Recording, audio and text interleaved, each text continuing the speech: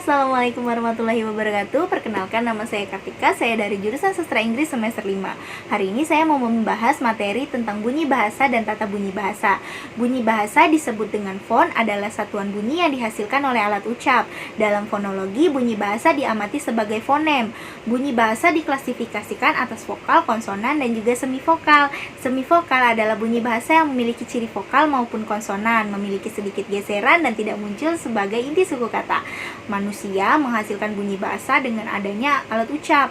Alat ucap memerlukan udara yang dihembuskan dari paru-paru pada saat digunakan. Seperti pada gambar, ada alat produksi dengan alat ucap yang terlibat seperti tenggorokan, pita suara, bibir bawah, dan lain sebagainya. Kemudian yang kita tahu, tata bunyi bahasa ini memiliki berbagai istilah, yaitu fonem, alofon, dan grafem. Kemudian ada gugus dan diftong, lalu fonotatik. Salah satunya fonem ialah bunyi bahasa dalam sebuah penggunaan bahasa. Lalu, di dalam bahasa Indonesia ini ada 28 satuan bunyi terkecil yang bisa membedakan makna. Satuan ini disebut juga dengan fonem.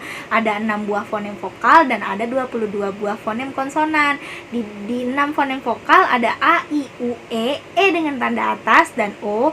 Kemudian 22 buah fonem konsonan yaitu ada B, P, D, T, G, K, F, Z, S, S, Y, K, H, H, J, C, M, N, N, Y, N, G, R, L, W, dan Y.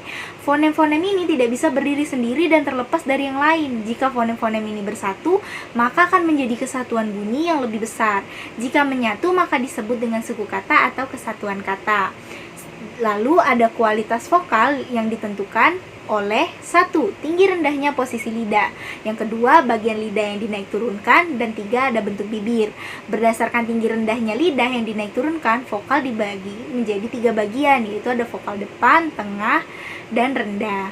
Yang tengah juga bisa disebut dengan vokal sedang. Kemudian berdasarkan bulat atau tidaknya bentuk bibir, kita melafalkan vokal dibedakan menjadi 2 bagian, yaitu ada vokal bundar dan vokal tan bundar. Bunyi vokal ini dihasilkan dengan menghembuskan udara yang keluar dari paru-paru. Lalu ada kualitas konsonan yang ditentukan oleh 1. Ikut tidaknya pita suara bergetar. Yang kedua, ada alat ucap atau artikulator. Dan yang ketiga, cara pengucapannya atau yang disebut juga dengan artikulasi.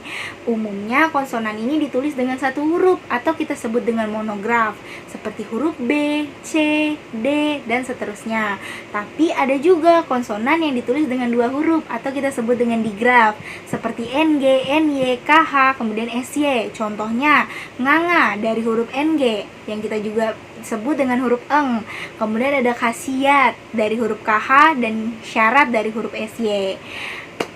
Demikian materi yang ingin saya sampaikan hari ini. Semoga bermanfaat bagi kita semua. Dan saya akhiri dengan wassalamualaikum warahmatullahi wabarakatuh.